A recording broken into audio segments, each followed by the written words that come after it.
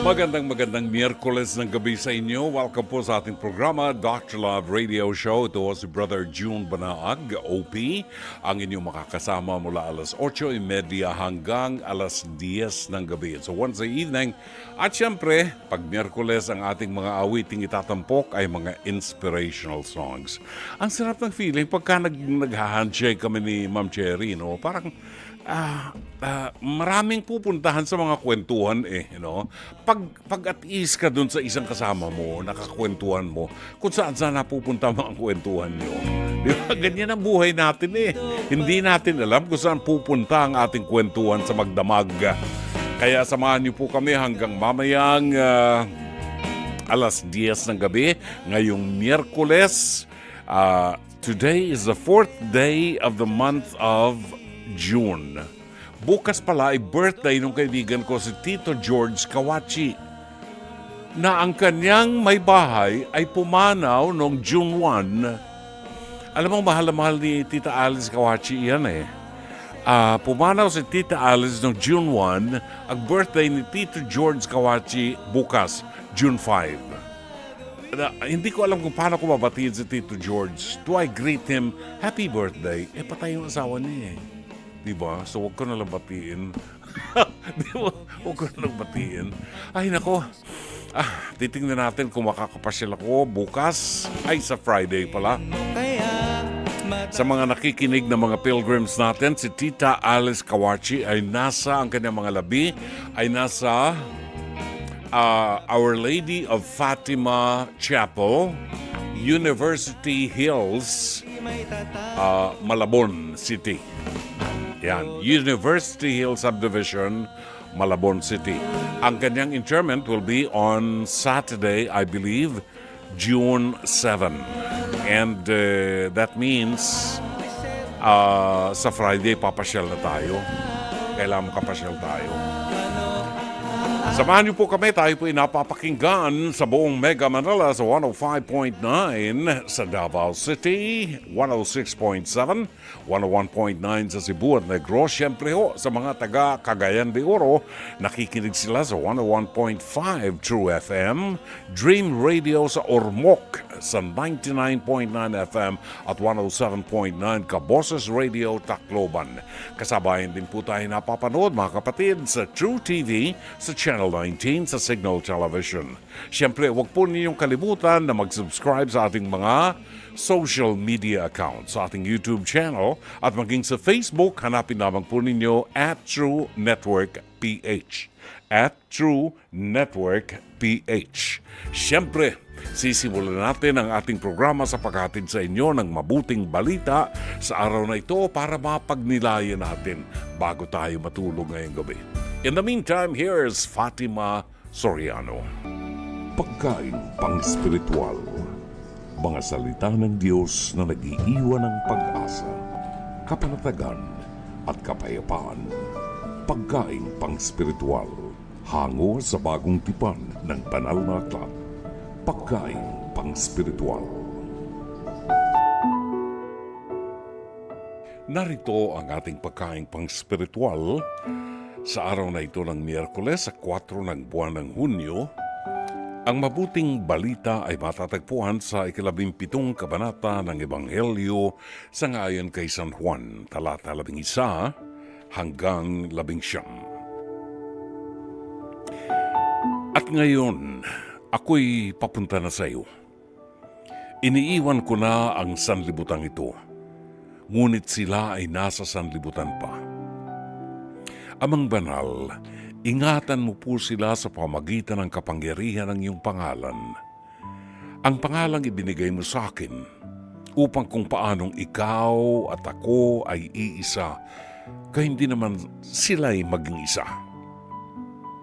Habang kasama nila ako, iningatan ko sila sa pamagitan ng kapangyarihan ng iyong pangalan. Ang pangalang ibinigay mo sa akin, pinangalagaan ko sila at walang napahamak sa kanila, maliban sa taong tiyak na mapapahamak upang matupad ang kasulatan. Ngunit ngayon, ako'y papunta na sa iyo at sinasabi ko ito habang ako'y nasa sanlibutan pa, upang mapuspos sila ng aking kagalakan. Naibigay ko na sa kanila ang iyong salita at kinapuutan sila ng sanlibutan sapagkat hindi na sila taga-sanlibutan, tulad ko na hindi taga-sanlibutan. Hindi ko idinadalangin kunin mo sila sa sanlibutan, kundi iligtas mo sila sa masama. Hindi sila taga-sanlibutan, tulad ko na hindi rin taga-sanlibutan. Ibukod mo sila para sa iyo sa pamagitan ng katotohanan. Ang salita mo ang katotohanan. Kung paanong isinugo mo ko sa sanlibutan, gayon din naman isinusugo ko sila sa sanlibutan. At alang-alang sa kanila'y itinalaga ko ang aking sarili para sa iyo, upang maitalaga rin sila sa katotohanan. Mga kapatid, ang mabuting balita ng Panginoon. Pagkain pang-spiritual. Mga salita ng Diyos na nag-iiwan ng pag-asa, kapanatagan at kapayapaan. Pagkain pang-spiritual. Hango sa bagong tipan ng banal na aklat. Pagkain pang-spiritual.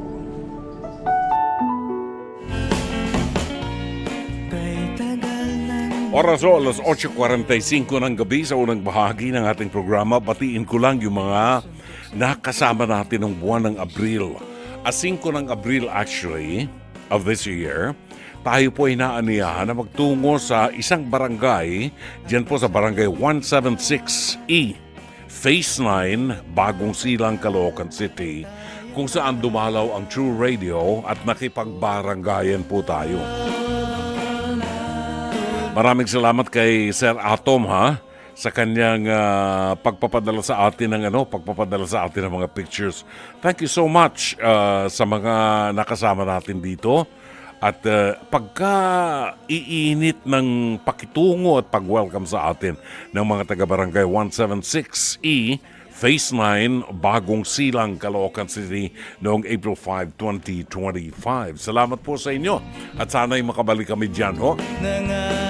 Sa bahaging ito ng ating palatuntunan, tayo po'y dadampot na naman ang isang kasaysayan ng ating mga kapatid na mag-iiwan sa atin ng aral sa buhay. Ito po ay ang bahagi ng programang Pest to Pest, Hirit ni Dr. Love. Hango po ito sa programang Face to Face Harapan na sumasa inyo mula Lunes hanggang Biyernes alas 11 hanggang alas 12 ng tanghali sa TV5 sa panguna ng batikang broadcast journalist na si Corina Sanchez Rojas. Siyempre ho, kasama sa programang yan ang harapang tagapayo si Attorney Lorna Kapunan, Dr. Camille Garcia at ang inyong lingkod, Brother June Banaag po, ang Dr. Love ng 105.9 True FM at True TV. Kung nais po ninyong magkomento at magpadala ng inyong komento o opinyon, padala lamang po ninyo ang inyong opinyon, i-text po ninyo sa ating live stream o sa messenger ng Dr. Love Facebook page. Narito at panoorin po natin ang episode natin ngayong gabi, pinamagatang Hipag na Mapangmatyag, palaging nakabantay. Narito po at panoorin natin. Ayan ang kanilang pinag-aawayan. Siya raw ang inakusahan na may kalaguyong iba. Kilalanin natin, Marie, humarap ka na.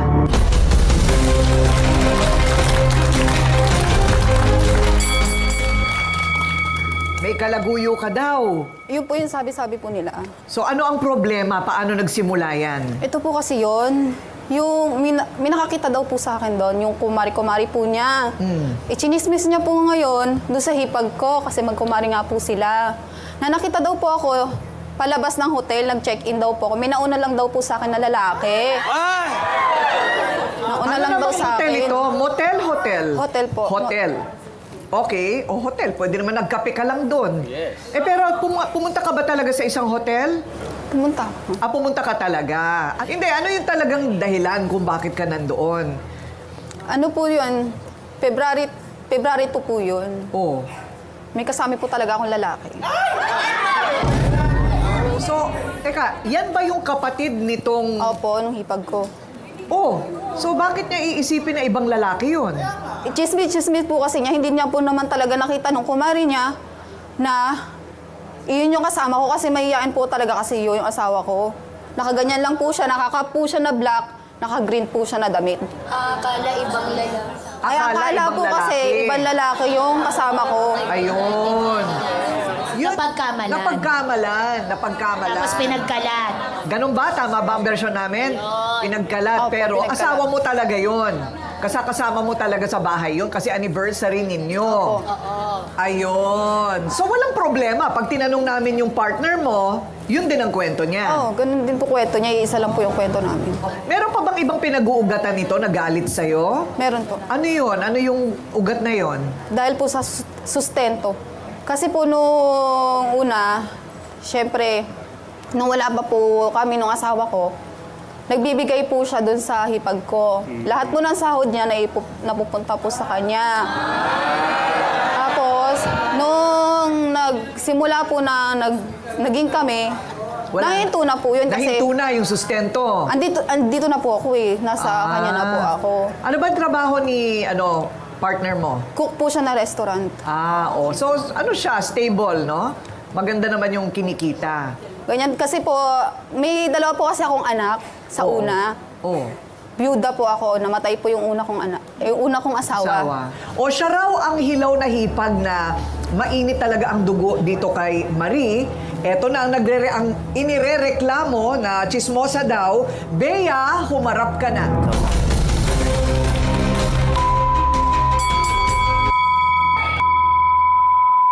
Sinungaling ka? Ha? Ako si Chismis po ako? Ano? Ako nagpapakahirap din ako sa anak ko? Talaga, may ebidensya ka? Talaga ba totoong kapatid ko kasama mo? Oo! Wow. May ebidensya ka? Wow. Talaga? Kapatid ko yan, niloloko mo. Tinuloko mo? May ebidensya ka ba? Kahit tanungin mo yung kapatid mo, hindi ko yung Alam mo, linuloko. pagtatanggol ka niyan, kapatid mo nga, ay kasawa mo nga, di ba? Paninira ka kasi, porket hindi napupunta sa'yo yung mga sustento mo ka kasi pera.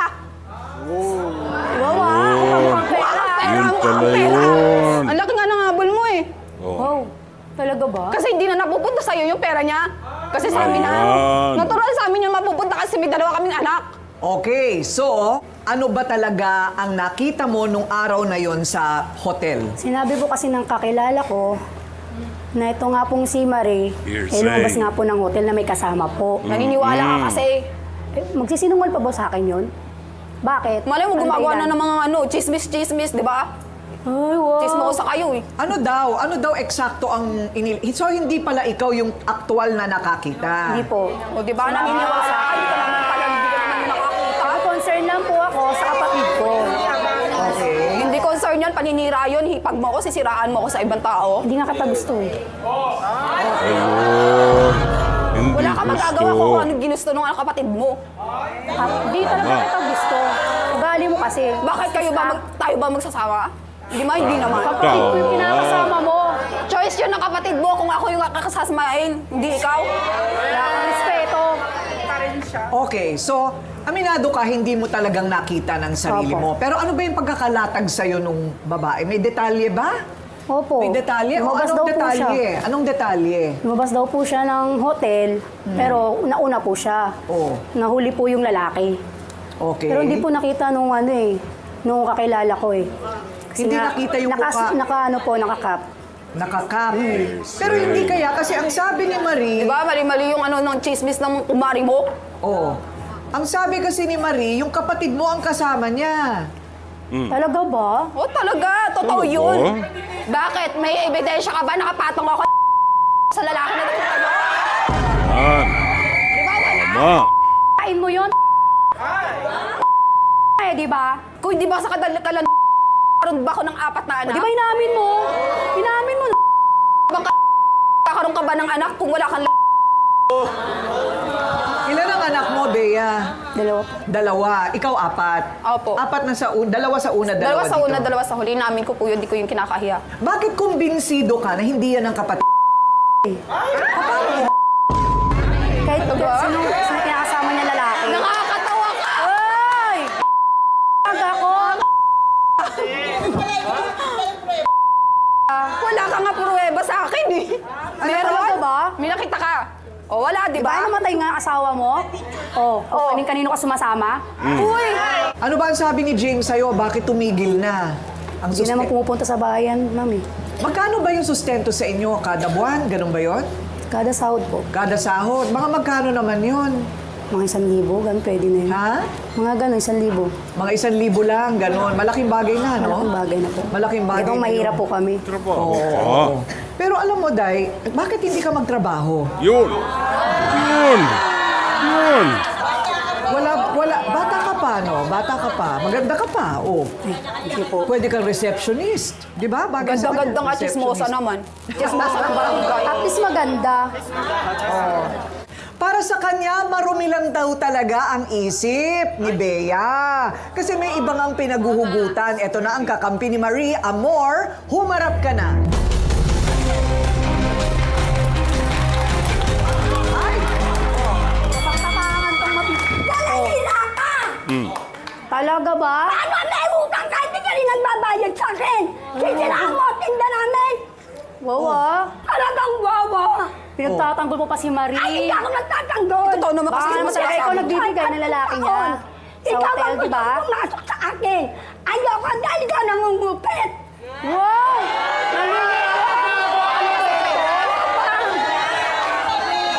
Galing ah. Mapanira yan, kaya gumagawa ng kwento yan eh. Ay, ako Panira yan eh. nagkakalap buhay ako! Para saan akong may sakit? Mapanira ka kasi. Ito yung sakit ng anak ko! Ano po yan? Sinungaling ka! Ay, ako. Kahit matanda ako, patulang kita.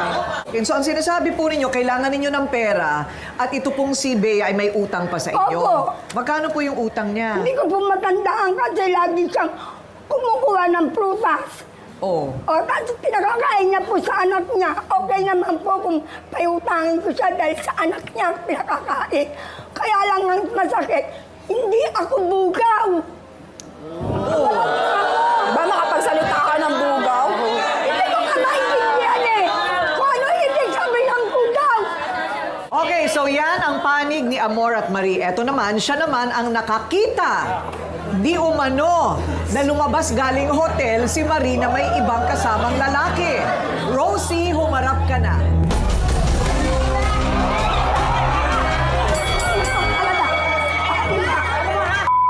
Para ako kay Chismosa magkumare. Ayos yan. Yan, Isang chismosa, isang chismosa. maalat. Kailan? Nakita ko yan! Nagdalawang mata ko dahil ako nagtitinda. Graduin mo. Ang tanda-tanda mo na, chismosa ka pa. Ikakalat ka Dalawang pa. mata ko! Kasi sabihin, di ba? Ano, dapat kami Kaya umintindi? ano magsisinungaling masama sa amin yun. Okay, ito na ha. Pakinggan natin mabuti. Aling Rosie, ano po ang, kailan yon? Anong petsa? February 2 po. February 2, anong oras? Mga tanghali mo, matatanghalan na po. Kasi siya, nung nakita ko po siya, palabas sila ng hotel, magka-holding hands pa. Ang lalaki naman po, nakakulay green. Tapos nakakapo siya sa sombrero. Hanggang kita ko siya. Ngayon po, kakilala ko kayo. Ikaw ang sinungaling! Patunayan mo, kita patunayan mo, tinakita ko talaga. Ayan mo ha!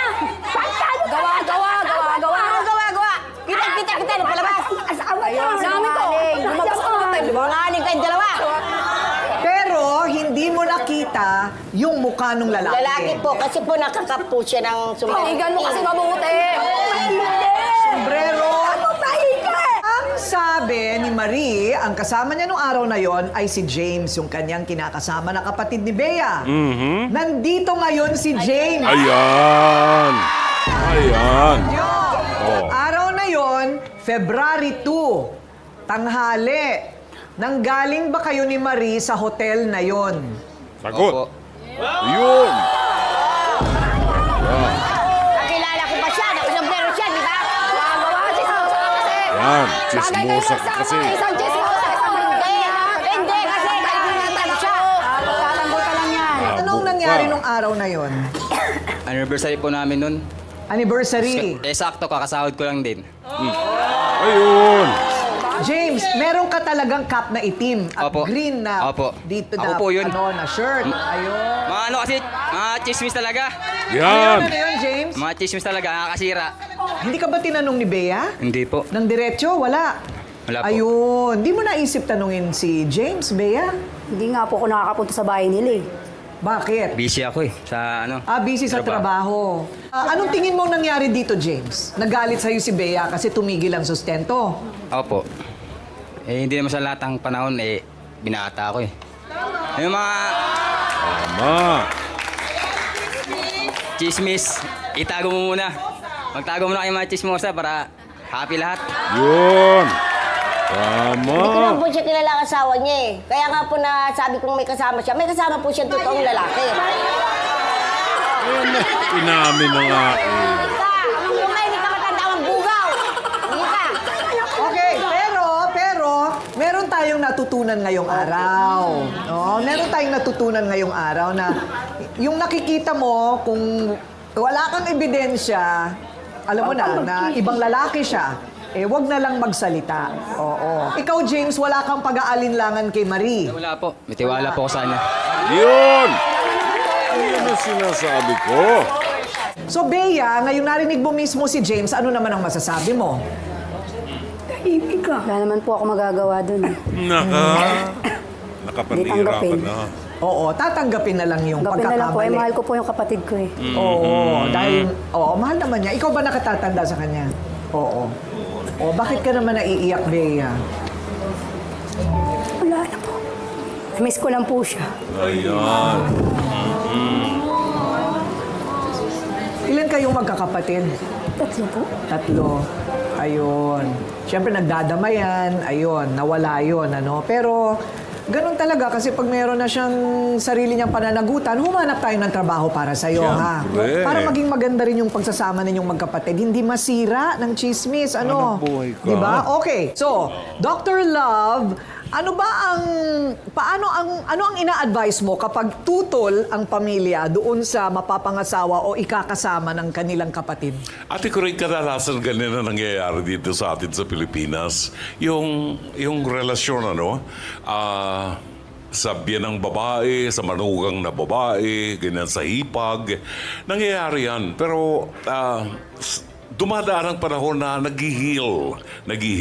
Huwag lang tayong magtatanim ng galit kasi ang nakita natin kay Bea, yung sour graping na maaaring nagtanim siya ng galit dahil naputol yung sustento sa kanya. Hindi naman kasalanan yun ni James. Totoo yung sabi mo, Ate Coring, na kulturang Pilipino na ang magkakapatid nagtutulungan. Yan ang itinatanim sa isip natin ng mga magulang natin no? Tulungan mo yung kapatid mo lalo kung wala na kami. Pero sabi nga ng attorney, hindi naman yun legal responsibility. It is more of a moral responsibility. Kaya lang huwag naman tayong masyadong umasa na. Kay Bea, mas nakatatanda siya kay James Red, di ba? Pero si James ang nagsusuporta sa kanya na hindi naman niya binibigyan ng pagpapahalaga. Nang matigil, sumama ng loob niya, nag-sour graping na siya, lahat ng masama iisipin niya ngayon. Nauwi doon sa nakinig na siya sa istoryang walang kawawaan. So, umaasa ako pangalan nitong Marie at saka si Bea na magkasundo kayo. Sana magkapatawaran. After all, kapatid ni James si Bea, iisang pamilya kayo, no? Si Bea naman, I think Marie deserves an apology from you. Ang gusto ko lang isarado ang pag-uusap natin ngayon kay Rosie na hanggang sa huling hibla ng kanyang hininga ay pinaglalaban pa rin niya yung kanyang nakita. May mga pagkakataon. Ilang taon ka na, Rosie? 74. 72. 72. 70. 73. 70. Okay, I'm sorry. Hindi tayo nagkakalayo. Itong edad nating ito, nag-iingat na tayo. Kasi baka masabihan tayo ng mga bata, matanda ka na. Dapat igalang ka na, di ba? Yung ginawa mo, alam mo ng kamalian ngayon, sana mag-iwan ng aral sa atin to. Pinagbintangan mo na may kasamang ibang lalaki. Inamin naman ni Marie, meron siyang kasama, yung kanyang partner, no? So, nabutata tayo, Rosie, itong panahon na ito, sa national television. Sana maging aral na sa atin, no? Kung marami tayong masyadong excess time sa buhay natin, mag-isip tayo ng productive na mga bagay para kumita at ma-focus doon. Pag walang magawa, magrosaryo. Kung ikaw ay Katoliko, magdasal ka, no? At huwag mag-isip ng ikasasama ng iba. Kay James at kay Marie, James, kung mahal mo talaga si Marie, ilan ang anak nyo? 2? Kung mahal mo si Marie, patunayan mo sa kanya ang dignidad ng iyong pagmamahal, itaas mo ang pagkababae niya, libre ang kasal. Kung gusto mong makasal sa simbahan, sabihin mo lang sa akin, ipakakasal kita sa pari. Huwag ka lang. Yun lang basic na kasal. Nakadamit ng malinis sa puti at yung willingness ninyo na sumumpa sa harap ng Diyos na magmamahalan till death do you part. Ate Kuring? Ayan, wow, wedding bells na kaya ito. Salamat po. Alas 9:15, ang inyong nadinig na awitin ay buhat kay Noel Cabangon. Huwag kang mangamba. Hindi ka nag-iisa. Kasama mo ako, sabi ng Panginoon. Tungayin natin ang mga reaksyon ng ating mga Dr. Lovers sa ating Pest to Pest. Hirit ni Dr. Love si Jenny Magno. Pera-pera lang pala ang rason, tapos gumawa pa ng ibang dahilan. Nanira pa ng iba para lang sa sustento mula sa kanyang kapatid. Kasi naputo lang sustento eh. Kaya nga, wag tayong umasa sa iba. Maging aral sa atin na napakababata pa ninyo, malalakas pang buto nyo. Huwag umasa sa abot-abot, hindi ka babaeng nanggaling sa Embornal na binigyan ng DSWD ng 80,000 at ginawa pang ambasador.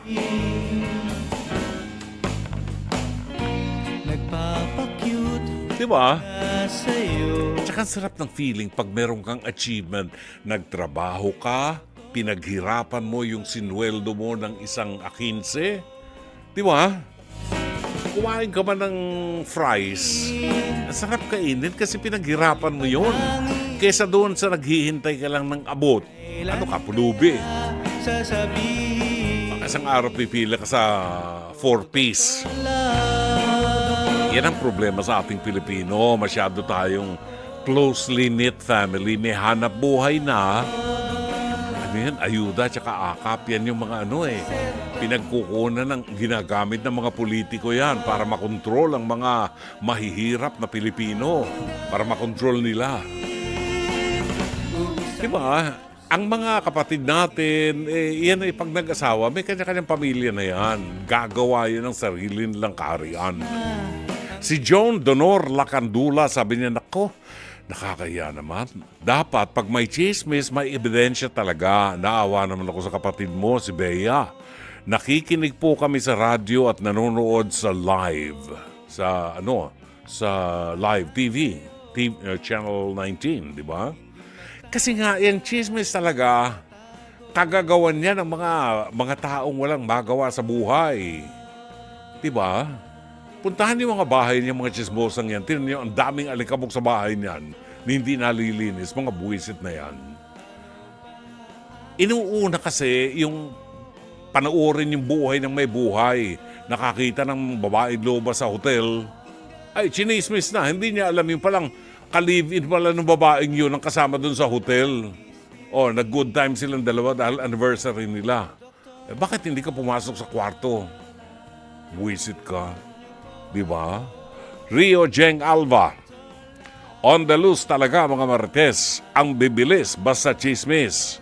Pero ang babagal o hindi kumikilos para magbanat ng buto. Ang isa pa, kagaya yung mga chismosa rito, mga marites na kasama dyan sa episode na yan, walang nag-apologize.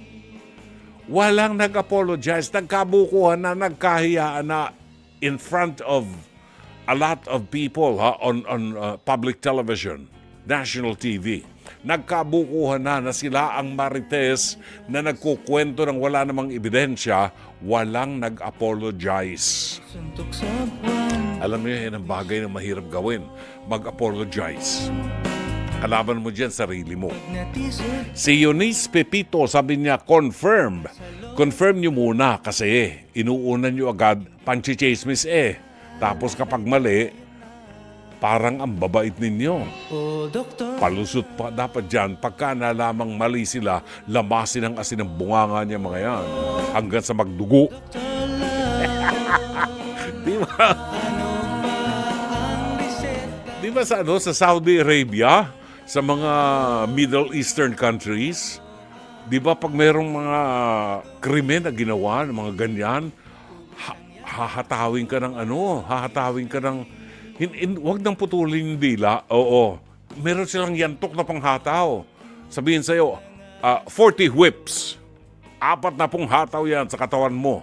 Ang hapdi nun. Sakit nun. Si Maria Carmina, anong pinuputok ng butsi ni Bea? May kinakasama na yung kapatid niya. Kaya dapat maging focus na siya sa responsibilidad niya biglang tatay sa anak nila ni Marie. Dapat nga matuwa ka pa sa kapatid mo at suportahan mo. Kasi lumagay na rin siya sa tahimik gaya mo. Peace na all. Kasi nga nawala yung suporta sa kanya. Ayaw namang maghanap buhay. Siya'y diabot unang-una, hindi obligasyon ng kapatid na sustentuhan ng kapatid. Pero pwede naman siyang magboluntaryo kung gusto mong magkapera, kumayod ka, ate. Huwag kang umasa sa iba, kahit kapatid mo pa yan. Pagbanat ka ng buto, kuneho ka. Andrew Villanueva, hindi ko na-gets ang role ni Aling Amor sa eksena. Sorry na. Sino ba yung Amor? Arlene Kirante, tama si ate ko ring. Bakit hindi magtrabaho si Bea para makatulong din siya sa asawa niya? Maganda naman nga siya. Dapat magtrabaho siya. Yun, okay. Salamat sa mga nagpadala ng kanilang mga mensahe sa atin, ha? Si Roberto Ignacio nag-text po sa atin buhat sa Pasay City. Magandang gabi, Kuya June. Happy midweek po. Yung kaibigan ko na si Taylor Swift. Siya ngayon yung may-ari ng unang 6 na album niya po. Tanong lang po, kilala mo ba si Taylor Swift? Salamat po. Present po ako palagi sa Pasay City. Roberto Ignacio, ang kilala ko, hotdog na Swift. Oo. At saka si Elizabeth Villagonzalo. Elizabeth Taylor. Sino yan? Taylor Swift. Singer ba yun? Wala. Yung mga bagong singers ngayon, ang kilala ko lang si Michael Bublé. Si Michael Bublé. Ano?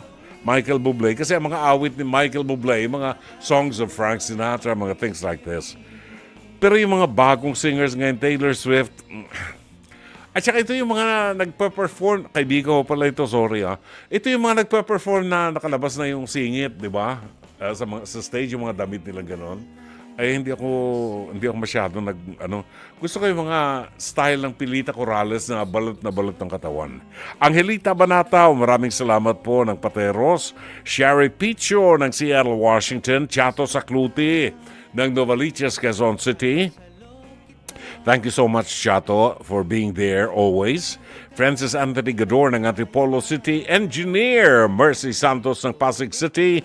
A blessed Wednesday to all. God bless us all. Shout out po kay Tino and Francia Caballero ng Pasay City.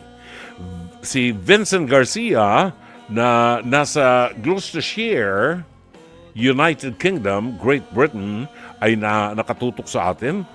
Lori Feria Flores ng Pasay. Wilma Sarol ng Singapore. Wow! Meron tayong listeners sa Singapore. Au Villaflor ng San Pedro, Laguna. Magandang gabi sa inyo. Shout out tayo kay Alan Eungko, kay Jobert Dacera Tripoli ng Baybay, Leyte. Angelita Agulo ng Plaridel, Bulacan. Elisa Diokino ng Bicol, Sorsogon. Dami niyan, ha? Maria Erica Yek Lopena ng San Pedro, Laguna. Kasama si Riza Templadong parang kape. Evelyn Fortunado ng Rial, Quezon.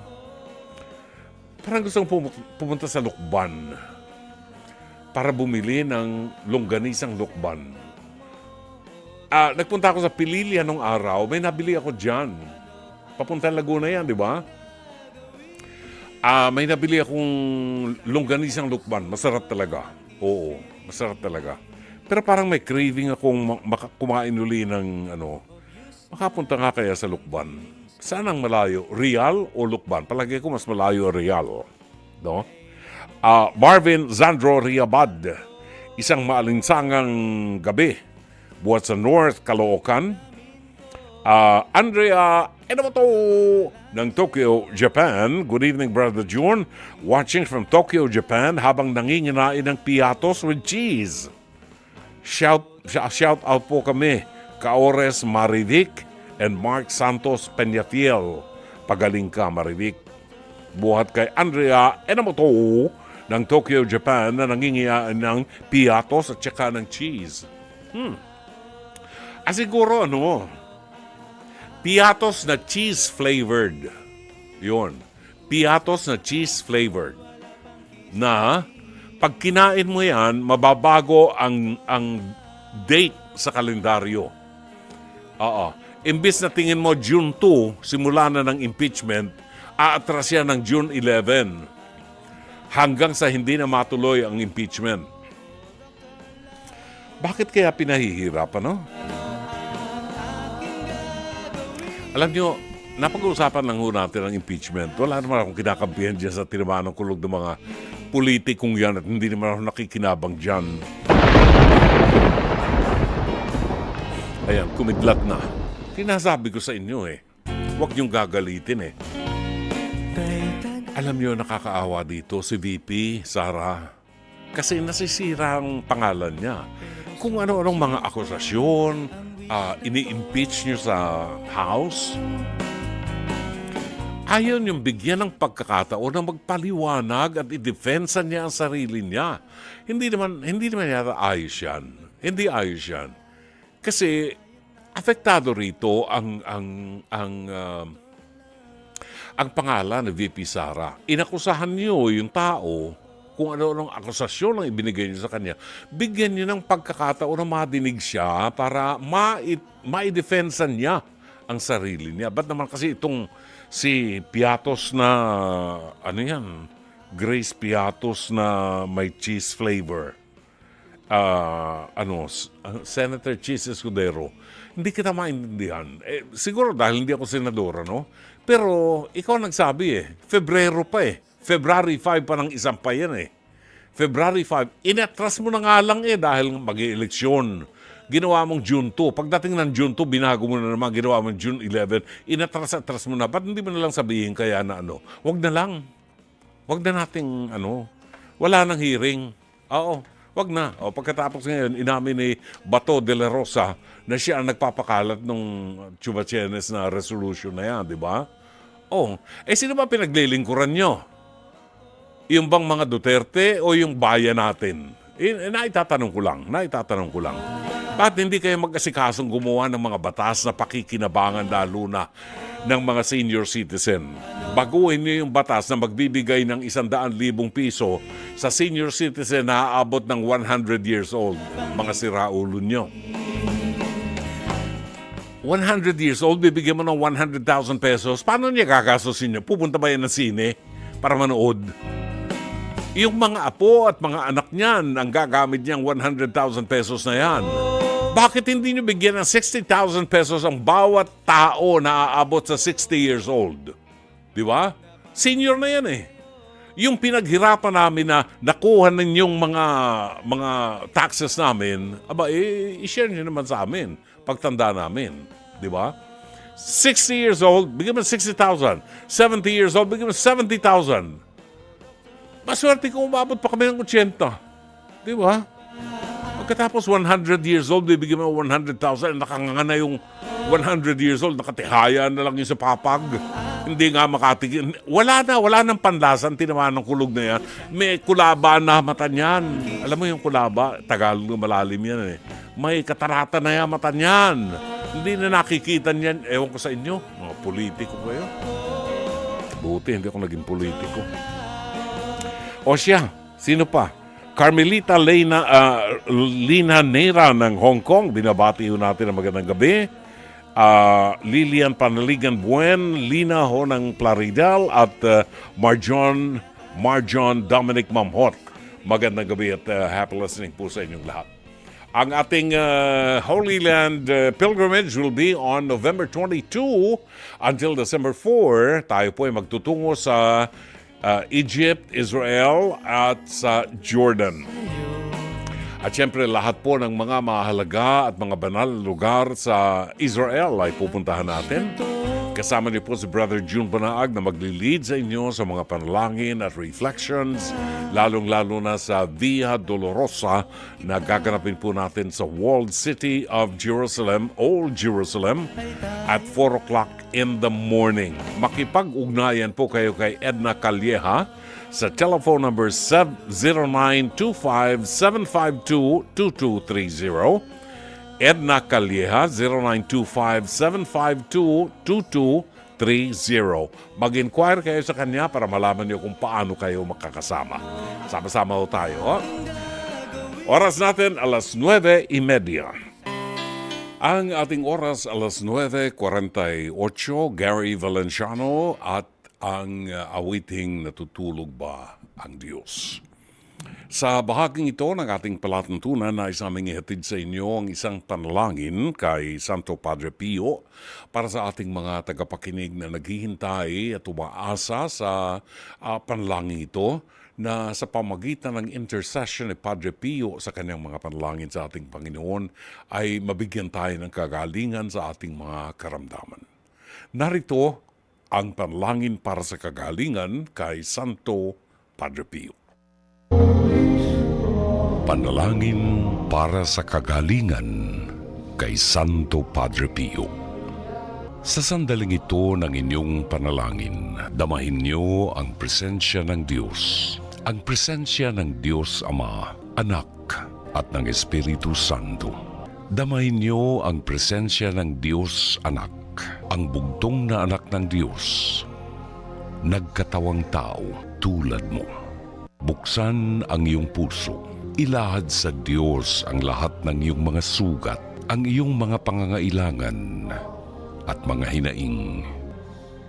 Kasama ng iyong mga sugat sa puso, ng iyong mga pagdurusa at ng iyong mga pangangailangan. Ilarawan mo sa iyong isipan na ikaw ay nakatayo sa harap ni Padre Pio. Mahal kong Padre Pio, ngayon ay lumalapit ako sa iyo upang isama ang aking mga panalangin sa libu-libong mga panalangin na iniaalay sa iyo araw-araw ng mga taong nagmamahal at nagdedebosyon sa iyo sa buong daigdig. At dahil sa iyong pakikipagkaibigan sa Panginoon, dahil sa iyong pakikiisa sa nakapakong si Jesus, binibigyan niya kami ng kagalingan sa pamamagitan mo. Kaya ngayon ay hinihingi namin sa iyo ang kagalingan at kapatawaran. Jesus na nakapako, samantalang pinagninilayan namin ang mga sugat sa kamay, sa paa at sa tagiliran mo.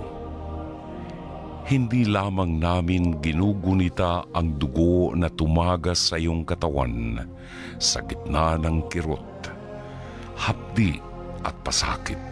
Amin ding pinagninilayan ang iyong ngiti at saya, at ang hindi nakikitang liwanag ng kabanalan at ang bango ng matamis at mga sariwang bulaklak na samyo ng kabanalan. Nakikiusap ako sa iyo na tulungan mo ako sa aking kahilingan at pangangailangan. Pansamantala tayong manahimik at banggitin ang ating mga kahilingan. At habang ipinakikiusap ninyo ang inyong mga kahilingan kay Padre Pio, mag-antanda kayo ng krus. Basbasan mo ako at ang mga mahal ko sa buhay sa ngalan ng Ama, ng Anak, at ng Espiritu Santo. Amen. Panalangin kay Santo Padre Pio. O Diyos, ipinagkaloob mo kay Padre Pio ng Pietrelcina, isang paring Kaputsino, ang dakilang pribilehiyo na makibahagi sa natatanging paraan sa paghihirap ng iyong anak na si Jesus. Ipagkaloob mo sa kanyang pamamagitan na matanggap ko ang katugunan sa aking mga panalangin. Ngayon ay banggitin ninyo ang inyong mga kahilingan.